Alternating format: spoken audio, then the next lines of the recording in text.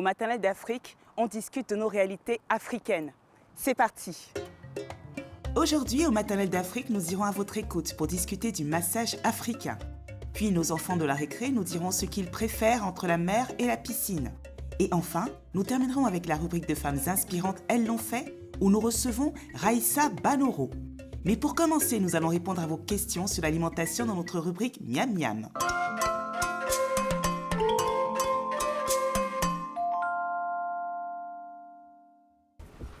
Aujourd'hui, je vais répondre à Siata qui est ivoirienne et qui nous écrit depuis Agadez au Niger. Bonjour Siata. Donc, elle me dit « Bonjour Angela, j'adore manger et préparer du foufou pour mes enfants, mais est-ce que mon bébé peut aussi en manger ?» Alors là, Siata, foufou là, on ne plaisante pas avec foufou. C'est super bon. J'adore ça. Pour ceux qui ne connaissent pas, on peut faire du foufou de banane plantain, du foufou d'igname, du foufou de manioc. Il y en a même certains qui font du foufou de fruits à pain. C'est délicieux. Donc, j'ai demandé au docteur Amenito, notre nutritionniste, de nous dire déjà si c'était bon de faire manger du foufou aux enfants. Et bien sûr, le docteur Amenito dit oui. Pourquoi? Parce que c'est une source de glucides excellente. Je vous ai dit qu'il y a plusieurs, il y a plusieurs bases. Le manioc, l'igname, la banane plantain ou encore le fruit à pain, ce sont des sucres lents, des féculents qui sont vraiment super pour l'organisme de votre enfant ou même des parents. Comme je le disais, donc riche en glucides. Ce qui est super pour les enfants qui sont en pleine diversification alimentaire et qui n'ont pas forcément toutes leurs dents, bien c'est facile, le foufou avec sa texture moelleuse, il est très facile à manger et en plus ça peut être ludique puisqu'on peut le manger avec les doigts. Vous savez, un bon foufou de manioc avec de la sauce aubergine là. Un délice, un délice. En parlant d'aubergine justement, c'est notre légume du jour. Vous savez qu'il y a plusieurs variétés. Donc vous avez l'aubergine rouge, violette là, qui est énormément consommée dans les pays occidentaux. Et puis chez nous, l'aubergine blanche que l'on utilise beaucoup dans les sauces. Ce légume, il est super parce qu'il est peu calorique. Il est riche en fibres, ce qui est super pour les problèmes de transit et pour lutter contre la constipation. Il est riche en eau, il est riche en potassium et surtout il est plein de magnésium et vous savez que le magnésium, c'est ce qu'il nous faut justement pour lutter contre la fatigue. Comment on le prépare? Je vous l'ai dit tout à l'heure, on le prépare en sauce. Il y a la fameuse sauce aubergine là, que l'on mange en Côte d'Ivoire. Et il peut aussi être consommé en gratin, en salade, voilà. Donc tout dépend de ce que vous aimez manger. J'espère, Siata, que j'ai répondu à votre question. Si vous aussi vous avez des recettes, n'hésitez pas à les envoyer à la rédaction des maternelles. Et puis, si vous avez des questions sur l'alimentation auxquelles vous souhaitez que je réponde, eh bien, vous n'hésitez pas à les poster sur la page Facebook des Maternelles d'Afrique.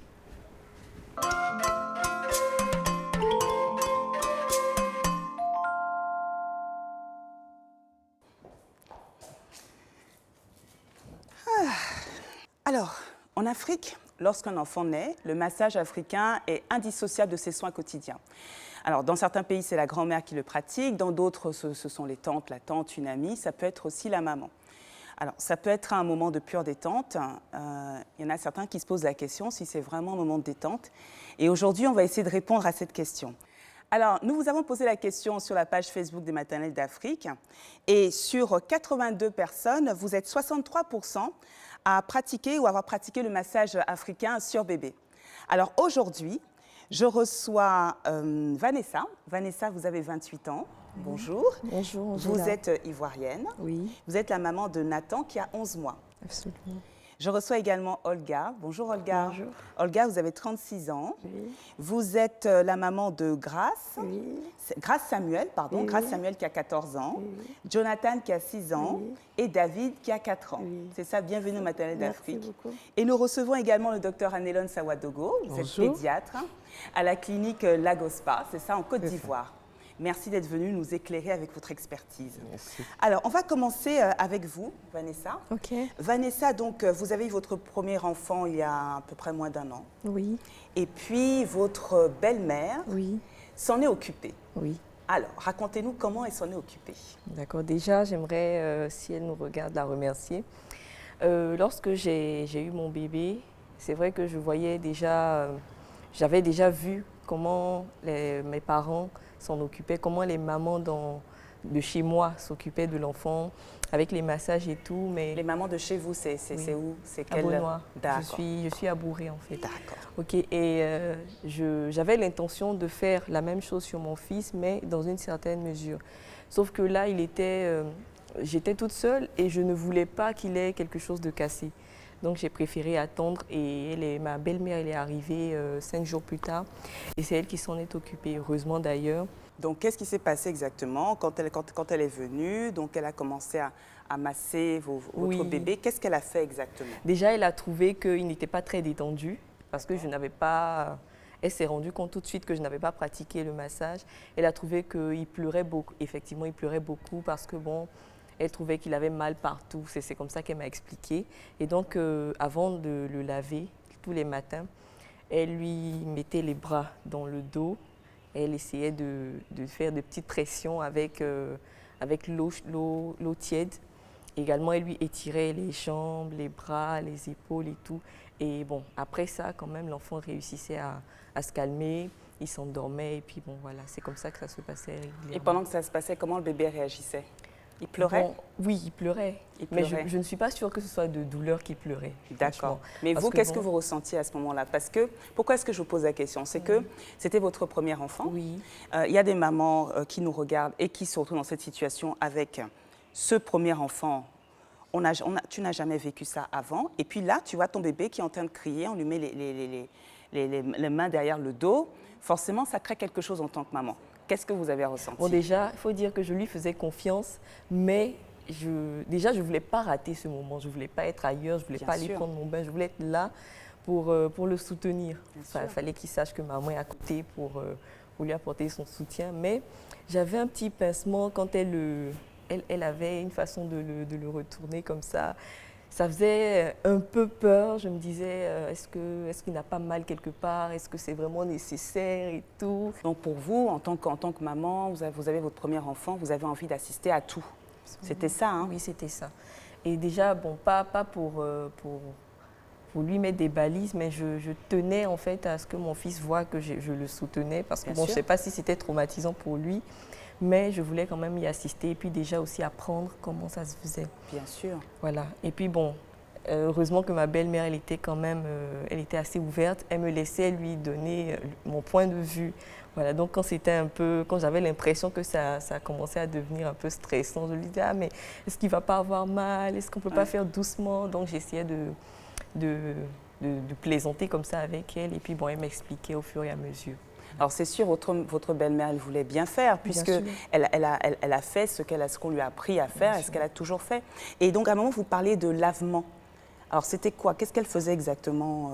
Bon, les lavements là, j'avoue que j'ai dû vraiment négocier. Je ne sais pas comment expliquer ça. En fait, on purgeait l'enfant.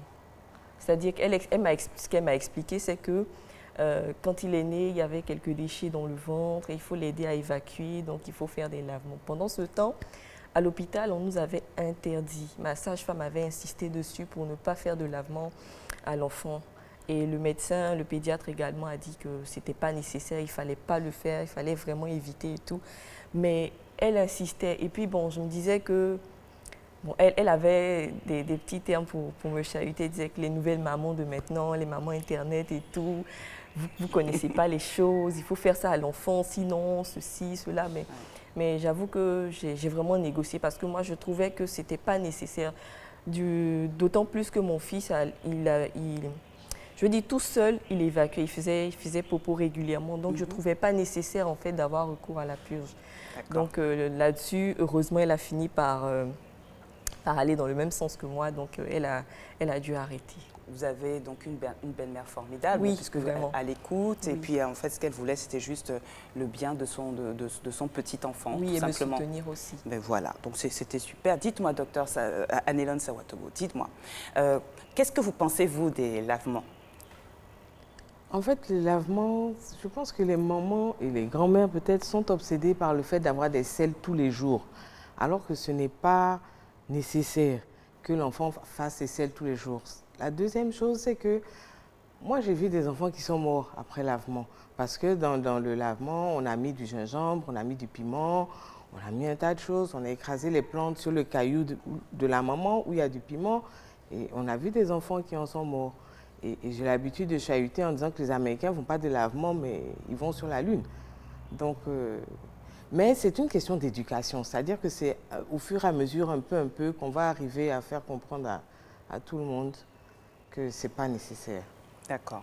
Donc pour vous, donc, le lavement n'est pas nécessaire. Non, le lavement n'est pas nécessaire. Parce que donc, si on veut bien faire comprendre aux gens qui nous écoutent, le lavement, vous le dites, c'est parce que les parents, certains parents ou grands-parents pensent que le bébé doit faire des selles tous les jours. Or, vous dites que ce n'est pas indispensable. Est-ce que ça dépend de la façon dont il est nourri ou ça dépend tout simplement du bébé? Ça dépend du bébé. En fait, on a droit à une selle après chaque repas, jusqu'à une selle tous les 2 jours. Dans cet intervalle-là, c'est normal. Voilà, donc tant que l'enfant reste dans une selle tous les 2 jours, on n'a pas besoin de faire des lavements. D'accord. Merci beaucoup, docteur. Alors, Olga, vous, par contre, vous avez toujours pratiqué le massage africain pour tous vos enfants. Pour tous mes enfants. Parce que c'est ce que votre mère vous a appris à faire. Oui. Alors moi, j'aimerais bien que vous nous montriez en quoi consiste le massage africain pour qu'on voit. Voilà, on a mis une petite fille là, avec beaucoup de cheveux. Je rêve d'avoir des cheveux comme ça. Hein.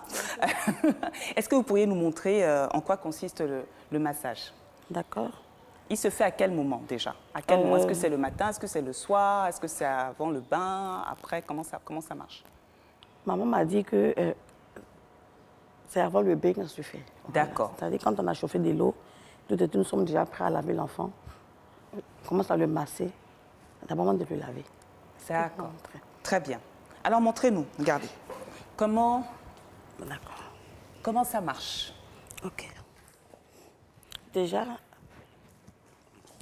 prenez soit la serviette ou soit le pain qu'on met en bas pour soutenir le bébé. Ok. Voilà la tête. Je peux avoir ça sur Oui, bien sûr. D'accord. Maintenant, ça c'est peut-être un gant ou une petite serviette qu'on met dans le seau. Ok.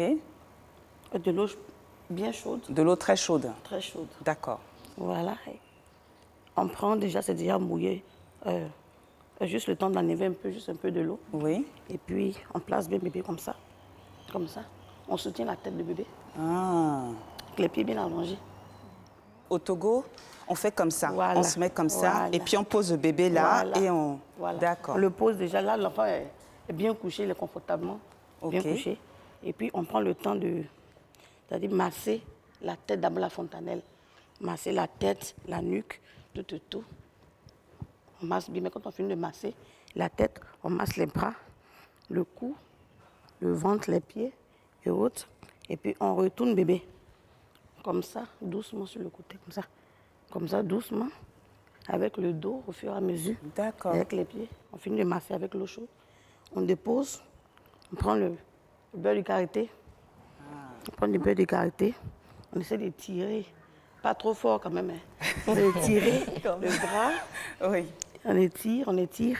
Et on prend les 2 mains pour voir si on peut quand même joindre dans le dos. Mais ça sert à quoi? Pourquoi on fait ça? Maman m'a dit que c'est pour que s'il grandit, qu'il se bat, soit à l'école ou soit s'il a un geste brusque, pas derrière, mais pas que son bras puisse peut-être sortir sur le bateau, mais qu'il se casse le bras. Je n'ai pas fait ça pour mon fils. Ah, là, Donc, là, là, c'était là, un peu pour, voilà, pour qu'il soit flexible. D'accord, Voilà. c'est pour donner de la souplesse. Voilà, la souplesse au Qu'est-ce que bras. vous pensez de ça, docteur Anelone Sawadogo, pardon? Qu'est-ce que vous pensez justement de mettre les bras dans le dos pour la souplesse? Bon, je ne sais pas si ça rend plus souple, hein, mais tous mes enfants ont été massés.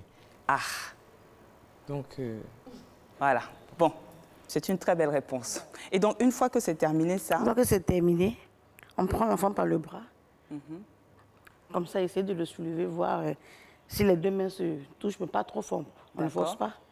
On finit avec les pieds. Quand on finit de masser les pieds, on essaie de revenir avec les pieds vers les fesses pour, voilà, pour voir si l'enfant peut faire des rotations avec le genou. Ok. Quand on finit, on ne le prend pas comme ça. Voilà. Ah, C'est ça qui fait c'est la peur. partie Ça fait peur. où on n'est On ne les plus prend pas comme d'accord. ça, mais ça, il faut vraiment être experte. Parce que là, il faut pouvoir tenir l'enfant avec tout le poids, avec les doigts. Donc, si tu ne connais pas, tu Moi, ne fais moi, pas. moi, je ne suis pas sûre que j'aurais laissé quelqu'un Non, faire non, ça non, avec non, mon du enfant. tout. Plutôt me Jamais. marcher sur le corps Voilà. d'abord. On le tient comme ça pour essayer de le balancer un peu comme ça. Voilà, quand on finit, on le prend pour s'amuser puisque l'enfant a eu quand même un peu peur. On essaie de jouer un peu avec lui pour le rassurer, pour dire, ah écoute, maman est là et autres, Ah n'aie pas oui. peur. Voilà, puis on le baisse un peu. Puis on le lave. Docteur, que pensez-vous de ça? Surtout la partie avec la tête à l'envers, là, comme ça. Non, en fait, actuellement, on s'est rendu compte qu'on a des problèmes après. C'est-à-dire qu'on revient au syndrome du bébé secoué puisqu'il est secoué. C'est pour ça que je dis qu'en fait, tout n'est pas mauvais, mais certaines parties qui ne sont pas académiques, peut-être gagneraient à ne pas être faites encore. Donc, la partie où on prend le bébé, on le met sur ses genoux, on prend de l'eau. Idéalement, moi, je pense de l'eau pas trop chaude quand même, pour éviter. Vous dites chaud, hein.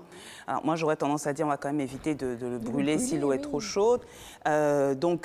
Le crâne, les membres, ça peut même faire du bien au bébé de sentir un peu de chaud. Ça lui rappelle quand il était à l'intérieur du ventre de la maman. Effectivement, donc les bras derrière le dos, vous ne voyez pas d'inconvénient. Les jambes, d'accord. Par contre, la partie avec la tête qui fait ça, je suis mitigée et puis le docteur aussi. Quels sont les risques des massages? Quels sont les risques des lavements? Et quelles peuvent en être les conséquences? En fait, le premier problème est de savoir si celle qui fait le massage est experte ou pas.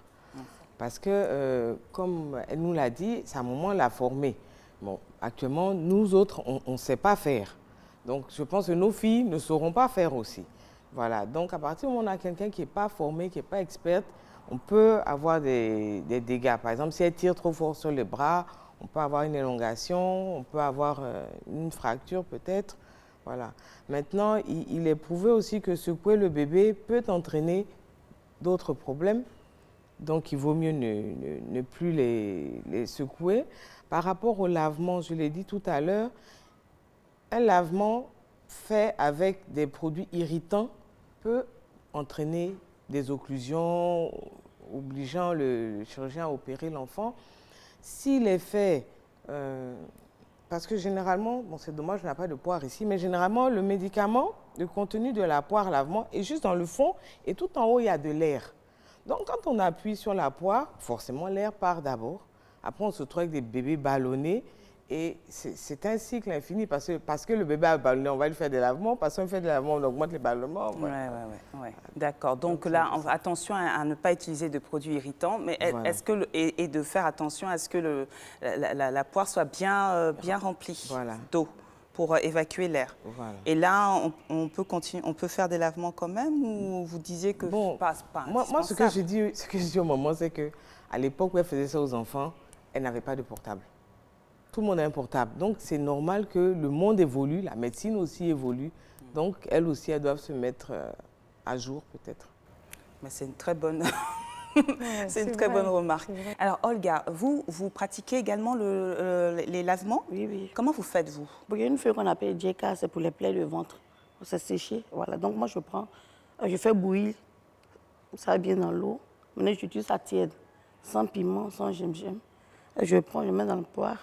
Et puis j'appuie la poire pour faire passer l'air et puis je mets dans le ventre de bébé pour qu'il puisse faire les popos bien. Ça rejoint vraiment ce que disait le docteur. Il faut vraiment s'adresser à des personnes qui ont l'habitude, des personnes qui sont expertes et qui savent ce qu'elles font. Docteur, j'ai une dernière question à vous poser.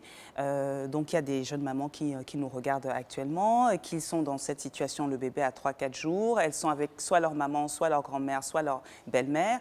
Et elles ne sont pas très confortables à l'idée de dire « ça, j'ai pas envie qu'on le fasse sur mon bébé ». Quel conseil vous leur donneriez? Mais un conseil très simple, d'autant plus que moi aussi, j'ai eu ma belle-mère, qu'elle repose en paix. Et ce que je dis, c'est que on peut prendre tout ce qu'on peut utiliser pour laver l'enfant. C'est-à-dire tous les médicaments qui peuvent passer par le lavage, on peut les utiliser. Mais rien dans les fesses, rien dans les yeux, rien dans la bouche. Voilà, comme ça, c'est simple. Voilà. Et puis, il faut dire non le premier jour. Parce qu'elles ont deux questions. Tu ressembles à un blanc, on a fait ça, on t'a fait ça. Voilà. Donc si on dit non le premier jour, après ça adapte parce que tout le monde veut le bien de l'enfant. Donc, non le premier jour. Et il faut garder en tête que votre belle-mère, votre grand-mère, votre maman, elle ne veut pas, effectivement, comme le dit le docteur, elle ne veut pas faire du mal à votre enfant. C'est qu'elle fait comme elle a appris. Et on est dans une nouvelle génération, on ne vit pas de la même manière, on est mieux informé qu'avant. Il faut s'adresser à des personnes qui ont de l'expérience. Avec l'expérience, justement, normalement, on appréhende, on sait ce qu'il faut faire et ce qu'il ne faut pas faire. Donc, je pense que c'est de la communication. Vous parlez avec votre belle-mère, votre maman, votre grand-mère, votre tante dès le premier jour. Et puis, tout va bien se passer. Alors écoutez, merci beaucoup. Merci Vanessa, merci Olga d'être venue partager votre expérience dans la Maison des maternelles d'Afrique. Au plaisir de vous revoir. Et puis docteur Anne-Hélène Sawadogo, ce fut un plaisir de vous recevoir une nouvelle fois et j'espère vous revoir bientôt dans la Maison des maternelles d'Afrique. Merci. Alors écoutez, je vais recevoir une femme époustouflante, inspirante, mais avant ça, la récré.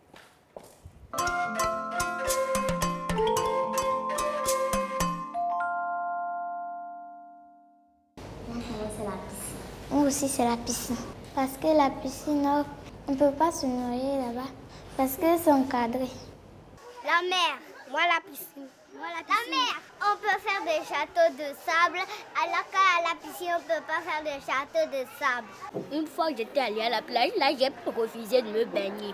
Parce que j'ai peur que la vague m'emporte. Je peux nager sans les bouées.